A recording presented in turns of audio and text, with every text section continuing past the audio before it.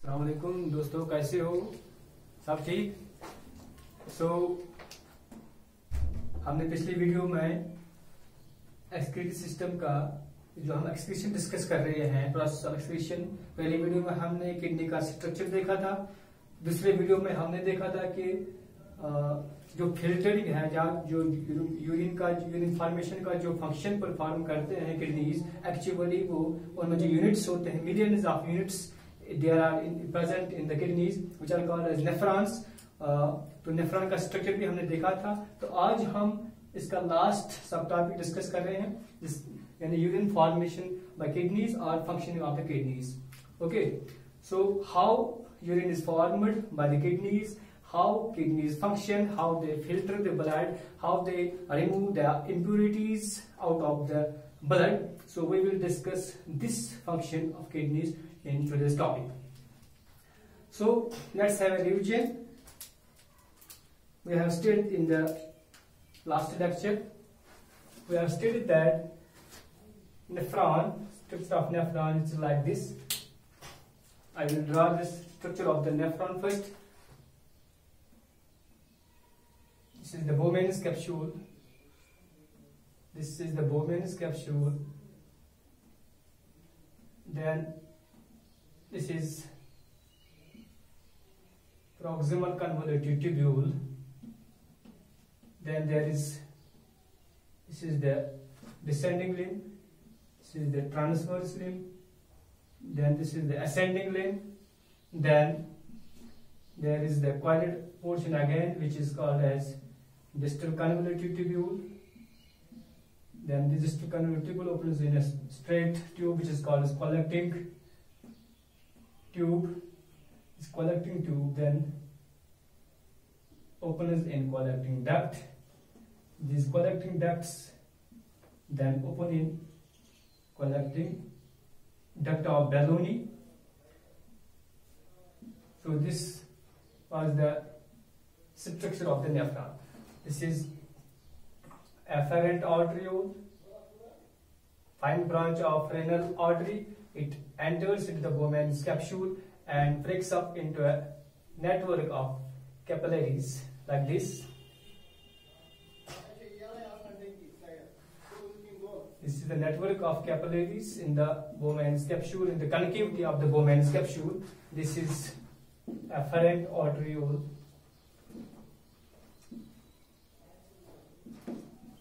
This is efferent arteriole.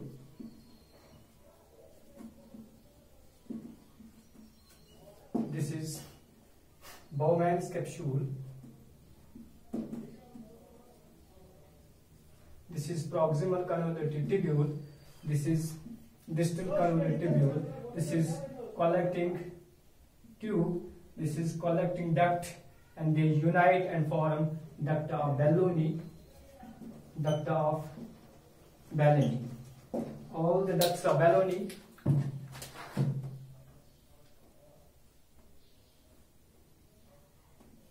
the two kidneys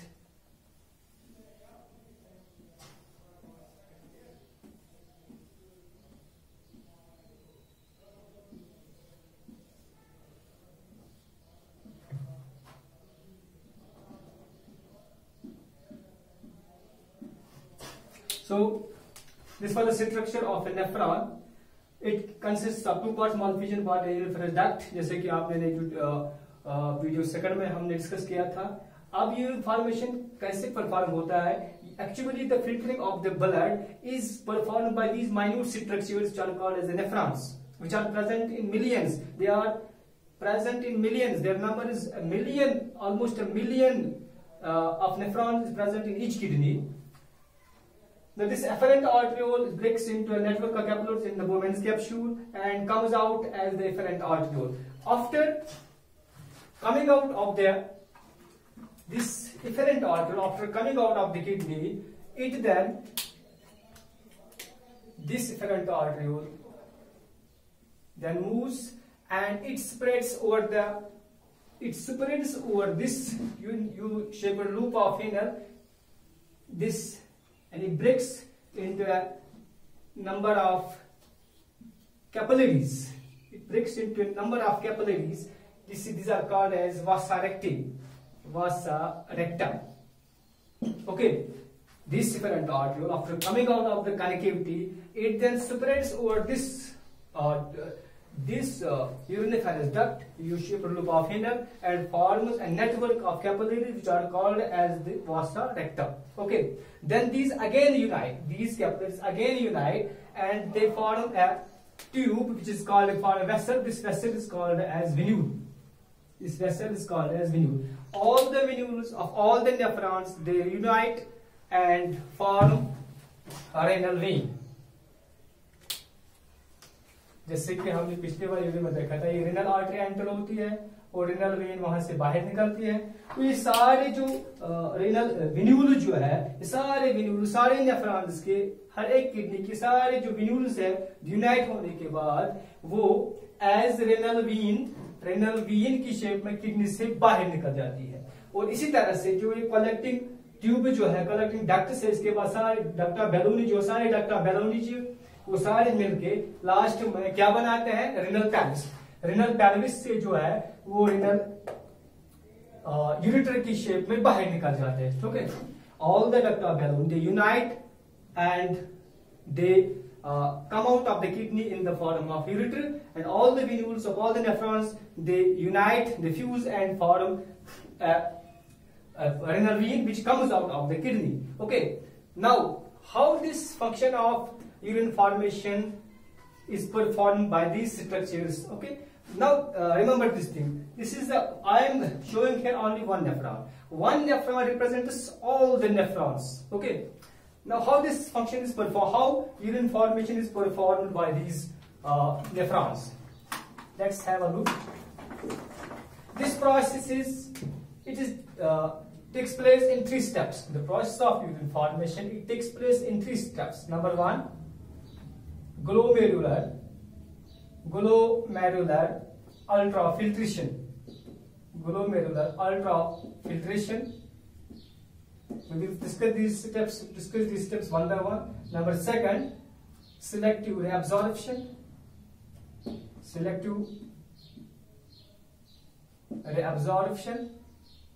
And number 3, last one is tubular secretion. The whole process of urine formation is actually performed by these minute structures, nephrons, and this process takes place in 3 steps: glomerular ultrafiltration, selective reabsorption, and tubular secretion. Now we will discuss these steps one by one. What is glomerular ultrafiltration? Is the first step in the process of urine formation. Now what happens? The blood enters the glomerulus, enters this Bowman's capsule through afferent arteriole. This blood contains actually the nitrogenous wastes, creatine, xanthine, uric acid, and many more, ammonia, acetone. All these things are the wastes, and these are actually, it has to be removed from the body. What happens? These are present in this. Remember one thing first: our blood contains 2 types of substance. Our blood contains 2 types of substance. Number 1, low molecular weight substances, and high molecular weight substances. These are also called as colloids, and these are called as high molecular weight substances are called as crystalloids. Okay, so these are the 2 substances present in our blood.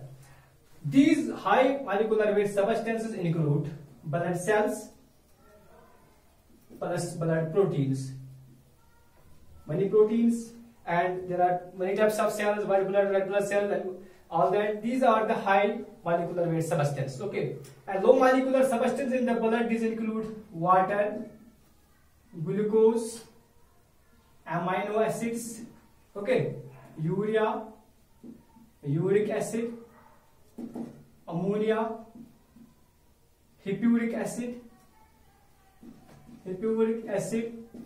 etc. These are the low molecular salts of sodium, chlorine, etc. These are the low molecular weight substances present in our blood. And when the blood enters into this, remember I already told you, जो efferent arteriole है इसका जो diameter है ये बड़ा है, and जो efferent arteriole बाहर निकलती है इससे, इसका diameter narrow है. It is narrower as compared to the afferent arteriole. इससे क्या होता है, hydrostatic pressure develop होता है inside this Bowman's capsule. Okay, these afferent arteriole is narrower as compared to the afferent arteriole.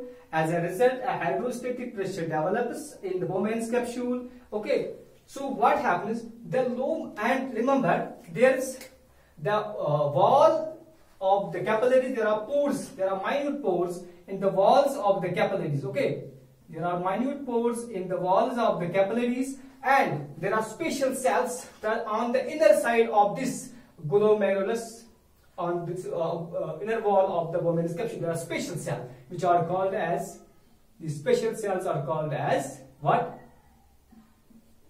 Podocytes. Podocyte cells. Special cells are there. These are special cells are called as podocytes. Okay. Now what happens when the blood, when the hydrostatic pressure develops in this, a large amount of low molecular weight substances, not all, but a large amount of low molecular weight substances, they are forced to enter into there occurs filtration of these, a large amount of these low molecular weight substances like glucose, and through these podocyte cells and through the blood capillaries and goes into the uriniferous duct. Okay, जो ये low molecular weight substances है बहुत quantity में, ये यहाँ से जो है ब्लड से कहाँ जाते हैं, ये इस यूरिनिफेरस डक्ट में, इस नेफ्रॉन के यूरिनिफेरस डक्ट में एंटर हो जाते हैं. ठीक है, a large amount of substances. This include these things. It includes water, glucose, amino acids, hippuric acid, creatine, xanthine. They are toxic wastes. Okay. Now these substances which are filtered, which entered into this uriniferous duct, this filtrate is called as nephric filtrate. This is called as nephric filtrate or glomerular filtrate. Glomerular filtrate.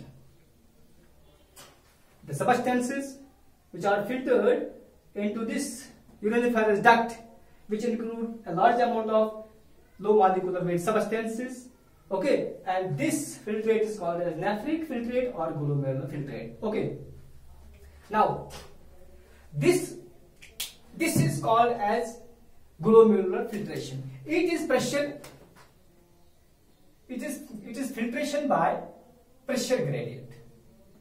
Filtration by pressure gradient. It is not a selective filtration. Okay, it is not a selective filtration because it may include useful as well as harmful substances. There is glucose, there is water, amino acid, they are useful substances. It also includes the harmful substances like the nitrogenous wastes. Okay, so it is pressure gradient. It is not selective. It is called as glomerular ultrafiltration. Okay, now the second step is selective reabsorption. Selective reabsorption. Now, as you know, this filtrate, this nephric filtrate, it contains both useful as well as harmful substances. Harmful substances. Okay. Now, useful substances include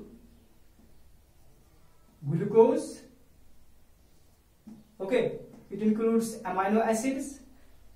It includes water, and it includes salts of sodium, potassium, sodium, calcium, chloride, etc.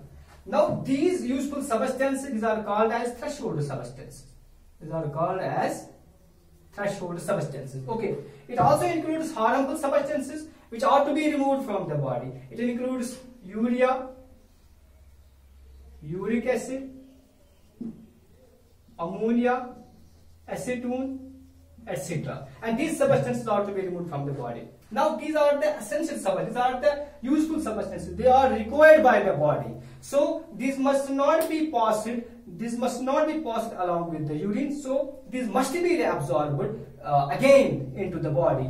So the second step, selective reabsorption, means the selected substance, only the useful substances, while going through the uriniferous tubule. While going through the uriniferous tubule, these substances, threshold substances, useful substances, they are reabsorbed. They are reabsorbed into the blood capillaries. These useful substances are again reabsorbed into the blood capillaries. Okay, so this is called the selective reabsorption. It is selective because only the useful substances are reabsorbed again into the capillaries. This is called as selective reabsorption. Reabsorption of the, it's reabsorption because they are, this time here they are second time reabsorbed. Once they are absorbed from the intestine, gastrointestinal tract. Okay, now they are absorbed again here. So it is called as reabsorption. Selective in this sense, they are only the useful substances are reabsorbed into the capillaries, into the body. Okay, so this is selective reabsorption. The third step is tubular secretion. Tubular secretion. Now, as I have already told you that not all the harmful, not all the low molecular weight substances are filtered. A small quantity of low molecular weight substances, which includes the harmful substances, which includes urea, uric acid, in small quantities, they still remain in the blood and they go into this efferent artery. These also must be removed. So while going through these are called as peritubular capillaries. Remember, these cavities are called as vasa recta, and these are called as peritubular capillaries. These, when an efferent arteriole comes out of this concavity and separates over this U-shaped loop of Henle into a number of capillaries, these capillaries are called as peritubular capillaries. Peritubular capillaries. Okay, peritubular capillaries. So when this the small quantity of the harmful substances, while going through these peritubular capillaries, they are again secreted from the capillaries into the uriniferous duct, into the nephron. Okay, this. तो यहाँ से जाके फिर से वापस आते nephron, because they have to go outside of the body. They have to go. They must be excreted. So they must not be go along with the blood. So they are secreted from the capillaries into the nephron. This is called as tubular secretion. Okay. Now, the harmful substances, which include these things: hippuric acid, creatine, xanthine, hippuric acid, uric acid, urea, ammonia, acetate, etc. They pass through these things. They pass through these. While passing through these, the essential substances are reabsorbed. So how they are reabsorbed? This PCT, water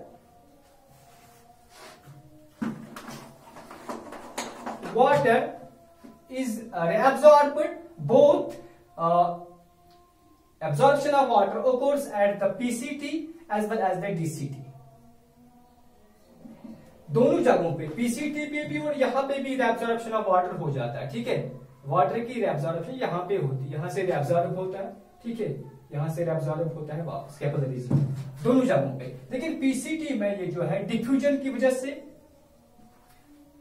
in the PCT that absorption of waters occurs by diffusion, and at the DCT the absorption of water occurs under the influence of a very important hormone ADH. This is also called as antidiuretic hormone, or it is also called as vasopressin. Under the influence of this hormone, which is secreted from the posterior pituitary. So under the influence of this hormone, the reabsorption of water occurs at this region, this is called the reticule. Okay. Now, the reabsorption of glucose occurs at PCT. It occurs at PCT. Okay.